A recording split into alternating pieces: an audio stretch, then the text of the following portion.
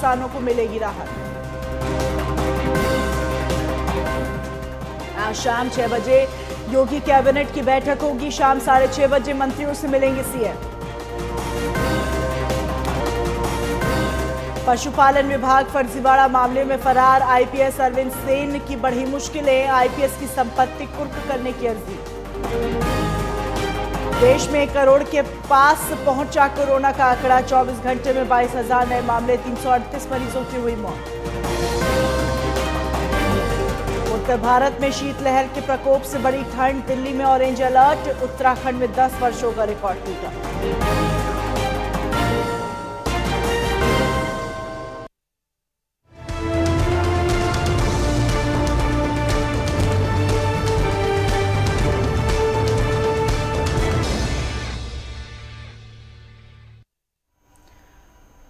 नमस्कार, स्वागत है आपका। आप देख रहे हैं रीजनल एक्सप्रेस। मैं हूं आपके साथ हिना। लखनऊ से बड़ी खबर आपको बता दें, सीएम योगी आज महिलाओं को सौगात देंगे। 445 करोड़ 92 लाख रुपए सीधे बैंक खातों में ट्रांसफर होंगे। प्रदेश के 97,663 स्वयं सहायता समूहों को सौगात दी जाएगी। मुख्यमंत्री योगी आदित्यनाथ के कार्यक्रम में आज महिलाओं को सौगात देना शामिल है। 445 करोड़ 92 लाख की सौगात 97,663 महिलाओं को दी जाएगी। 445 करोड़ 92 लाख की सौगात। मुख्यमंत्री आवास पर वर्चुअल कार्यक्रम का आयोजन होगा, जिसमें धनराशि का हस्तांतरण करेंगे मुख्यमंत्री।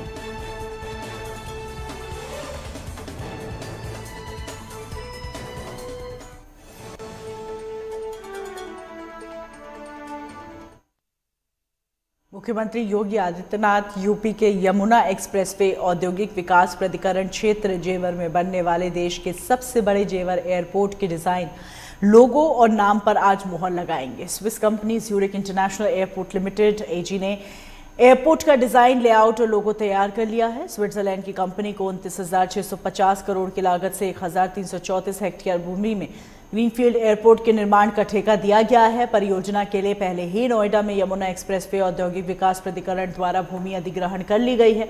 सीएम योगी आज सुबह Yamuna international airport private limited के अधिकारी और नोएडा इंटरनेशनल एयरपोर्ट लिमिटेड के अधिकारी से मिलेंगे। इस दौरान सीएम योगी जेवर एयरपोर्ट के डिजाइन, लोगो और नाम पर मुहर लगाएंगे।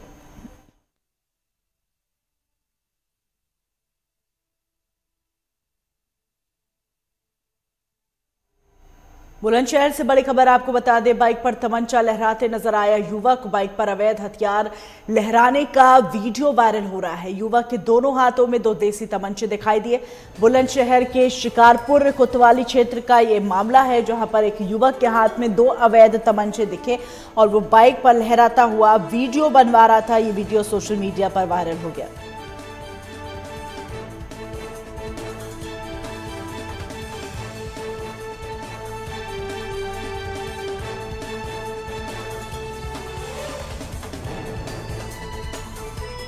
इस वक्त की ये अपडेट आपको बता रहे हैं कि युवक को देखिए जो बाइक पर दिखाई दे रहा है। पीछे से कोई इस युवक का वीडियो बना रहा है और जो गैर कानूनी चीज़ है वो ये कि इस युवक के हाथ में 2 तमंचे हैं। अवैध ये तमंचे हैं जो ये हाथ में लहराते हुए वीडियो बनवा रहा है और इस वीडियो को बाद में सोशल मीडिया पर वायरल किया गया।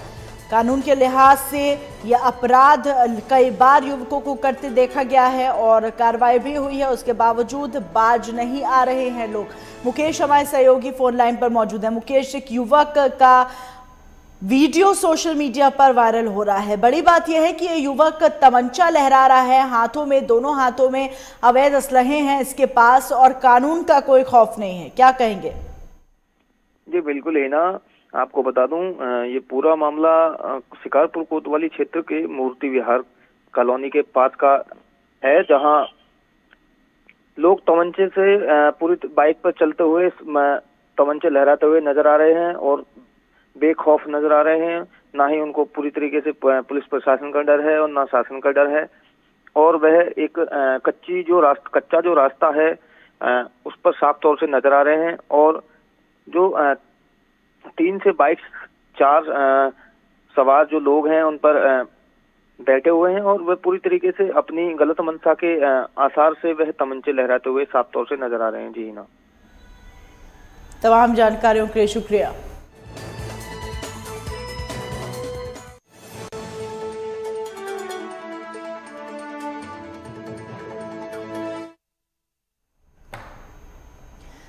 कोरोना की जांच एक्सरे के जरिए की जा सकेगी। जी हां, प्रयागराज में Motilal Nehru national institute of technology में किए गए एक शोध के जरिए एक ऐसा सॉफ्टवेयर बनाया गया जिसके जरिए ऐसा संभव है। दरअसल मैकेनिकल डिपार्टमेंट के एचओडी प्रोफेसर मुकुल शुक्ला के नेतृत्व में शोध करके ये सॉफ्टवेयर बनाया गया। इसकी मदद से एक्सरे मशीन से ही कोविड-19 की जाँच हो जाएगी। इतना ही नहीं, ये जांच कम लागत और कम समय में हो सकेगी। वहीं इसकी रिपोर्ट 1 से 2 घंटे के अंदर, माफ कीजिएगा 1 से 2 मिनट के अंदर मिल जाएगी। हालांकि इस आविष्कार से MNNIT की डायरेक्टर राजीव त्रिपाठी काफी खुश है। कोरोना की शुरुआत से ही इसमें हम मार्च से कार्य कर रहे हैं। इसमें मेरे साथ 4 लोगों की टीम है। मयूख मेरे छात्र हैं जो कि MTech के हैं, और मेरे 2 साथी डॉक्टर समीर और डॉक्टर प्रवीण। तो अभी ये जैसे हम कंपेयर करें, नॉर्मल टेस्टिंग होती है जिसमें करीब 1.5 से 2 दिन लग जाता है और पैसा भी करीब 5,000 रुपये 4,000 रुपये लगता है और उसकी एक्यूरेसी भी कम है। तो बनिस्बत उसके ये जो हमारे द्वारा कार्य किया गया है शोध कार्य, इसमें आपको विदिन 30 सेकेंड्स और लगभग 95 से 95% एक्यूरेसी के साथ आपको बिना किसी लागत के, अगर लागत ही है तो मात्र 100 रुपये जो नॉर्मल एक्सरे लगवाने की होती है कीमत, वही लगेगी। उसमें अभी एक्सरे ले करके और उसका कोरोना और विदाउट कोरोना का डेटाबेस तैयार हुआ है और उससे कंपेयर करके इमीडिएटली एक नॉर्मल एक्सरे मशीन ही आपको ये प्रेडिक्ट कर देगी कि ये पोटेंशियल कोरोना पेशेंट है या कोरोना पेशेंट है या क्रिटिकल कोरोना पेशेंट है। सैयद आकिब रजा हमारे सहयोगी फोन लाइन पर मौजूद है। आकिब, ये जो एक इजाद किया गया है, शोध किया गया है, ये कहीं ना कहीं अगर सफल हुआ तो जो देश की जनता है उसके लिए काफ़ी आसानी होगी कोरोना से निपटने में। क्या कहना चाहेंगे? बिल्कुल है ना, ये तो एक नया आविष्कार जो प्रोफेसर ने किया है। MNIT हमेशा ही कुछ न कुछ नया आविष्कार करता है और ये आम जनता के लिए काफी लाभदायक भी होगा। और पैसे जो लगेंगे वो 100 रुपए तक वो कोरोना की जांच आप करा सकेंगे कि अगर एक्सरे मशीन में ये सॉफ्टवेयर फिट हो जाता है जो प्रोफेसर का दावा है, तो उसमें वो ये लक्षण जो है वो शो हो जाएंगे। और सबसे बड़ी बात यह है कि जो 1 दिन का वेट करना पड़ता है RT-PCR टेस्ट के लिए या फिर 2 दिन का वेट करना पड़ता है, उसमें ये बड़ा ही लाभदायक होगा, क्योंकि ये 1 से 2 मिनट में आपको रिपोर्ट बता देगा। खासियत ये रहे कि आपका ये जब एक्सरे मशीन अंदर जाएगी तो वो सीने में जो डार्क शेडेज आते हैं, जो डार्क स्पॉट आते हैं, उससे ये आकलन होगा कि आप कोरोना पीड़ित हैं या नहीं है।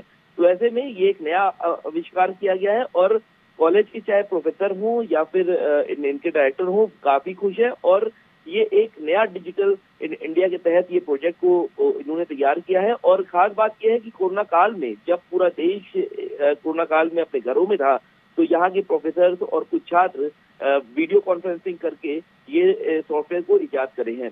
बहरहाल इसका टेस्ट तो इन्होंने अपने इंस्टीट्यूट में कर लिया है। अब इनको बस इंतजार है कि भारत सरकार इस पर मुहर लगा दे तो आम जनता को भी बड़ी राहत मिलेगी। जी, तमाम जानकारियों के लिए बहुत शुक्रिया आकिब आपका।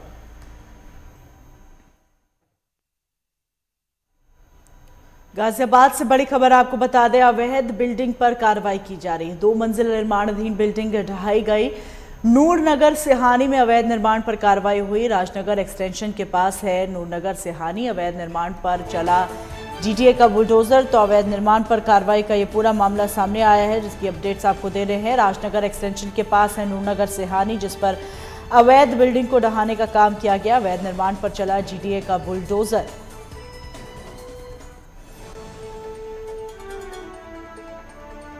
जावेद चौधरी हमारे सहयोगी फोन लाइन पर मौजूद हैं। जावेद, अवैध निर्माण को ढहाने का काम GTA की तरफ से किया गया है, क्या कुछ अपडेट आप देंगे? निर्माण किसका था और इसे क्यों ढहाया गया? देखिए, मैं बता दूं कि शासन की मंशा को GDA द्वारा जो अवैध रूप से मकान वगैरह बनाए गए हैं, जो बिल्डर जो फ्लैट बना रहे हैं, उनको GDA एंटी भूमाफिया के नाम से उनको चिन्हित किया गया है। और इसी के चलते तमाम तरह के जो ऐसे जमीन हैं जहां फ्लैट बनाए जा रहे हैं, जहां मकान बनाए जा रहे हैं और जो GDA के मानक के अनुसार विपरीत कार्य कर रहे हैं, उन पर लगातार कार्रवाई की जा रही है। GDA VC कंचन वर्मा के खास निर्देश हैं कि किसी भी हालत में ऐसे जो निर्माण कार्य चल रहे हैं उनको ध्वस्त किया जाए। और ध्वस्तीकरण के चलते राजनगर एक्सटेंशन के नूरनगर सिहानी में अवैध रूप से कई ऐसे बिल्डर फ्लैट बना रहे थे जो प्राइवेट तौर पर उनको बेचा जाना था। उसी के चलते जीडीए के आला अधिकारी ने मौके पर पहुंचकर उनको ध्वस्त करने का कार्य किया है। और इससे पहले भी उन्होंने आकाश नगर में एक बहुत 4 मंजिला इमारत को ध्वस्त किया था। लगातार जीडीए का प्रयास है कि जो जीडीए के मानक के अनुरूप कार्य नहीं करता पाया जाता है तो उसके खिलाफ लगातार कार्रवाई की जा रही है। और इसी का परिणाम है कि राजनगर एक्सटेंशन में जिस तरीके से इस बिल्डिंग को ध्वस्तीकरण किया गया है, कहीं ना कहीं बिल्डर और जो भूमाफिया हैं उन पर कहीं ना इसका असर पड़ेगा। और सबसे बड़ी बात बता दूं कि जीडीए द्वारा लगातार इस तरह का कार्य किया जा रहा है जिससे कि ऐसे लोगों पे भय और वो जीडीए के जो राजस्व को हानि पहुंचाने का लगातार कार्य कर रहे हैं उस पर भी लगाम लगने की आशंका लगातार जताई जा रही है। तमाम जानकारियों के लिए शुक्रिया आपका।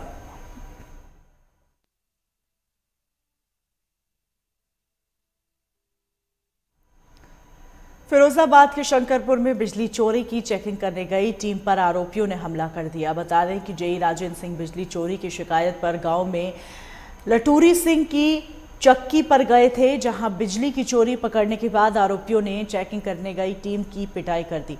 पिटाई में जेई समेत 5 लोगों को बुरी तरह घायल कर दिया, जिसमें 2 की हालत गंभीर है, जिन्हें इलाज के लिए ट्रॉमा सेंटर में भर्ती कराया गया। कॉमर्शियल पे और LMB2 बिलों पे, तो उसके लिए सब लोगों को बताने के लिए हम लोग गए थे। चक्की वगैरह चेक भी कर रहे थे, विद्युत चोरी हो रही है, कहाँ कहाँ विद्युत चोरी हो रही है उसको रोक रहे थे। हम लोगों को पूरी टीम गई थी। तो हम शंकरपुर जैसे ही पहुँचे तो वो लटूरी सिंह की चक्की पे गए तो उस बंदे ने क्या कर रखा था कि मीटर से पहले केबल काट रखी थी जहाँ से वो चोरी करता है। चोरी में उसमें भड़क उठता है और उसमें हीटर भी चलाता है। कम से कम कहाँ की बात है जी? अभी 4:30 बजे की बात है। नहीं, कहाँ की, कौन सी जगह?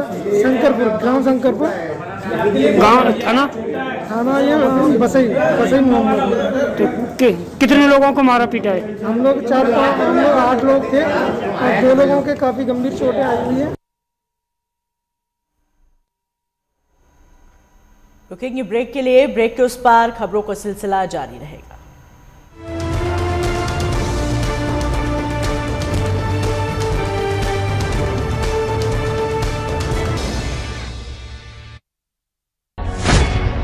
कानूनी दांवपेच में उलझी जिंदगी, इंसाफ की आस में लंबा इंतजार, अदालतों पर बढ़ता बोझ, बदलते कानून का क्या है सरोकार? लीगल एक्सपर्ट से जानेंगे उपाय।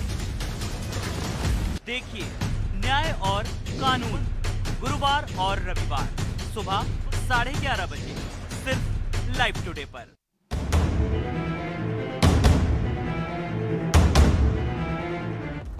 सत्ता के गलियारे की हर खबर या हो सरकार से जुड़ी हर बात, राजनीति के तीखे हमले हो या हो राजकाज की हर चाल, जमीन से जुड़े मुद्दे हो या फिर पलायन की बात, उत्तराखंड में 30 से ज्यादा अनुभवी रिपोर्टर्स जो मैदान से लेकर पहाड़ों तक उठाएंगे मुद्दे की आवाज। देवभूमि से हर खबर हमसे लीजिए। देखिए उत्तराखंड लाइव सुबह 9 बजे, दोपहर 2 बजे और शाम 6 बजे सिर्फ लाइव टुडे पर। बुलेट की रफ्तार से बताएंगे देश के हालात, जानेंगे पिछले 24 घंटे की सभी खबरें खास। देखिए 3 की बात हमारे साथ एक नए अंदाज में।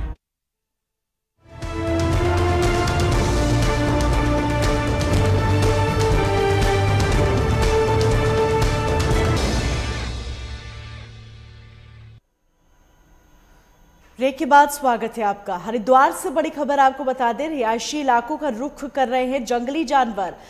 बहादुराबाद NH 58 पर आया है बारहसिंगा का झुंड। वन विभाग नहीं कर रहा है कोई भी कार्रवाई, तो रिहायशी इलाकों में जंगली जानवरों का झुंड आ गया। रिहायशी इलाकों का रुख कर रहे हैं जंगली जानवर, जिससे आम लोगों को दिक्कतों का सामना करना पड़ा है। बहादुराबाद NH 58 पर बारहसिंगा का झुंड आ गया। वन विभाग कोई कार्रवाई नहीं कर रहा है। इस वक्त की बड़ी अपडेट आपको बता रहे हैं, जंगली जानवर जो है वो रिहायशी इलाकों में घुस आए हैं, जिससे लोगों की मुसीबत बढ़ती हुई दिखाई दे रही है।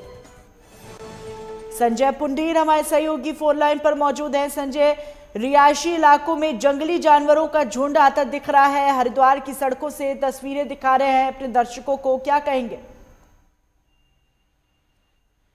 58 का मामला है, जहां बादराबाद में ये 12 सिंगों का झुंड दिखा। हालांकि कहीं ना कहीं सर्दी के बढ़ते प्रकोप के बाद अब जो जंगली जानवर है ये भी रिहायशी इलाकों का रुख कर रहे हैं, जिससे कहीं ना कहीं NH58 पर कई बार दुर्घटना भी हो जाती है। हालांकि वन विभाग को कई बार स्थानीय लोग शिकायत भी कर चुके हैं कि लोग जंगली जानवरों से बचने के लिए, लेकिन जो वन प्रभाग है कहीं ना कहीं इन्हें रोकने में नाकाम है। हालांकि ये झुंड है जो बहादुराबाद में दिखा है, और जो राहगीर लोग थे उन्होंने इनकी वीडियो भी बनाई है। कहीं ना कहीं इनके आने से कई बार कई लोगों की दुर्घटना भी हो जाती है, तो इसी कारण जो लोग हैं वो वन विभाग को शिकायत करते हैं, लेकिन विभाग लगातार इन्हें रोकने में नाकाम है। अब देखने वाली बात होगी कि आगे जो वन प्रभाग है इन्हें रोक पाएगा या यूं ही जंगली जानवर रिहायशी इलाकों की तरफ रुख करते रहेंगे। जी, तमाम जानकारियों के लिए शुक्रिया आपका।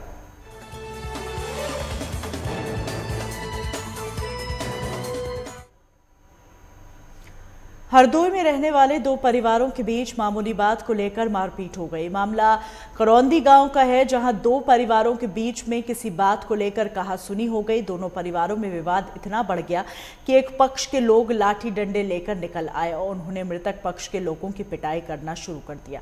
जहां पिटाई से घायल 3 लोगों को इलाज के लिए अस्पताल भेजा गया, वहीं एक की इलाज के दौरान मौत हो गई। फिलहाल मौके पर पहुंची पुलिस आरोपियों के खिलाफ मुकदमा दर्ज कर लिया और मामले की जाँच शुरू कर दी। बघौली थाना क्षेत्र में सरला देवी बाई ऑफ श्रीकेशन निवासी करौंदी, इन्होंने आज प्रार्थना पत्र दिया है कि उनके पति को मामूली वाद विवाद में गांव के 5 व्यक्ति सुरेंद्र आदि 5 व्यक्तियों ने लाठी डंडों मारा पीटा है, इसके बाद उनको जिला अस्पताल हरदोई भर्ती कराया गया था। आज उनकी डेथ हो गई है। श्रीकेशन की डेथ के अलावा 2 व्यक्ति और जो है गाँव के उनके पक्ष के घायल हैं। पुलिस इस संबंध में मुकदमा पंजीकृत कर रही है और शीघ्र अभियुक्तों को गिरफ्तार करके आवश्यक विधिक कार्रवाई की जाएगी। किस बात को लेकर झगड़ा हुआ था? एक मामूली आपस में वाद विवाद हुआ था, उसी में मारपीट हुई।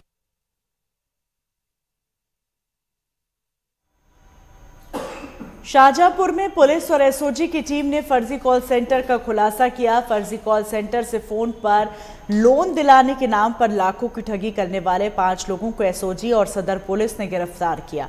उनके पास से मोबाइल, लैपटॉप, फर्जी प्रमाण पत्र बरामद किए गए। ठगी करने वाले शाहजहांपुर के अलावा बरेली और हरदोई जिले के हैं। जिले में काफी समय से अधिकारियों को फोन पर ठगी करने की शिकायतें मिल रही थी, जिस पर कार्रवाई करते हुए पुलिस ने 5 लोगों को गिरफ्तार कर जेल भेज दिया।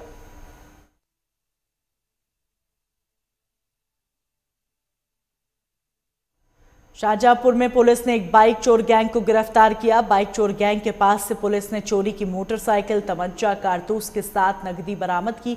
दरअसल ये बाइक चोर पलक झपकते ही बाइक गायब कर लेते हैं। हालांकि मुखबिर की सूचना पर अटैना गांव के बॉर्डर पर चेकिंग के दौरान पुलिस ने चोरों को गिरफ्तार कर लिया और गिरोह के एक सदस्य को जेल भेज दिया।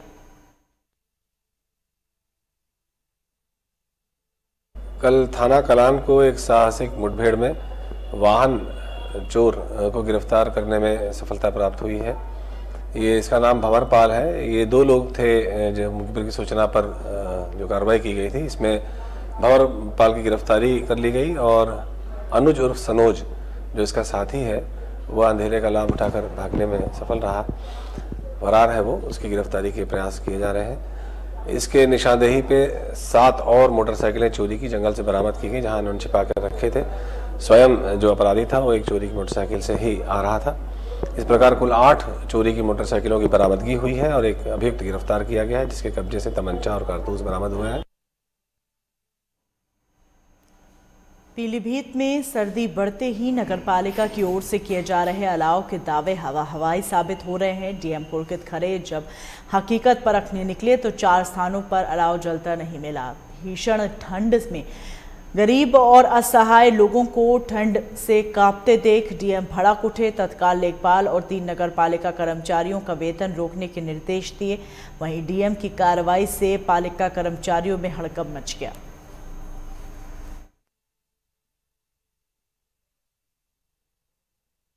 जनपद में अलाव के जो स्थान है उनकी चेकिंग आज औचक रूप से करी गई।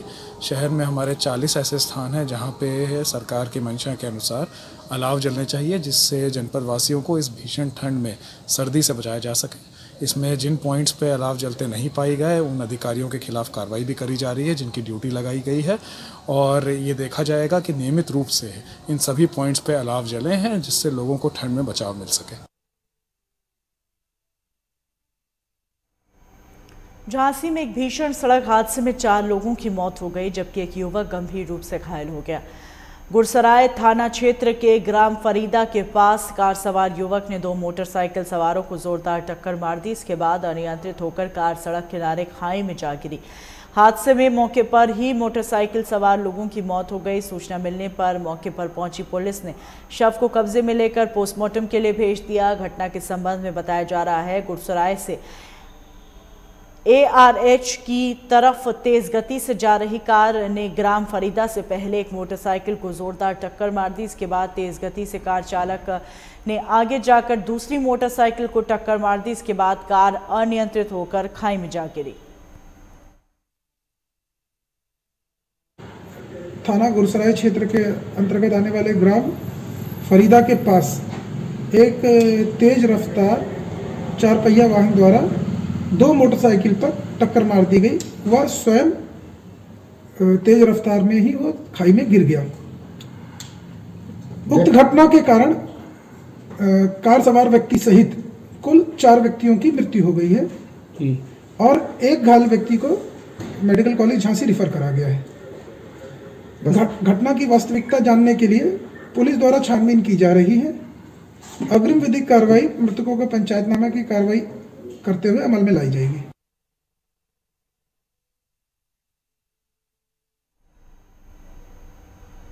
लखनऊ के चिन्हट इलाके में कबाड़ गोदाम में आग लगने से लाखों का नुकसान हो गया। सूचना पर पहुंची दमकल टीम आग बुझाने के काम में जुट गई। पूरा मामला चिन्हट के मटियारी गांव का है जहां घनी आबादी के बीच बने गोदाम में आग लग गई। आग लगने के आसपास से इलाकों में अफरा तफरी मच गई। वहीं आग लगने की सूचना पर मौके पर पहुंची दमकल की गाड़ियों ने आग बुझाने के लिए कड़ी मशक्कत की। सूचना के मुताबिक अब्दुल कलाम नाम का शख्स कई सालों से इस इलाके में अवैध रूप से गोदाम चला रहा था। फिलहाल पुलिस और दमकल की टीम आग बुझाने के लिए कड़ी मशक्कत कर रही है।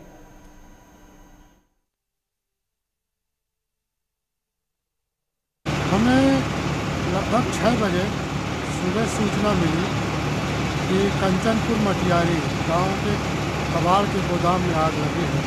इस पर हमारे यहाँ से फायर स्टेशन गोमती नगर से 2 गाड़ियाँ रवाना हुई। यहाँ पर आग की गंभीरता को देखते हुए अन्य फायर स्टेशनों से गाड़ियाँ मंगाई गई। टाटा मोटर से भी गाड़ी आई। लगभग 8 गाड़ियाँ काम कर रही हैं। कबाड़ का गोदाम काफ़ी बड़ा था, ऊपर से इसमें टीन पड़ा हुआ था जो गिर गया। गिरने की वजह से जो गोदाम का माल था वो टीन के नीचे दब गया। इससे आग बुझाने में काफ़ी परेशानी हो रही है।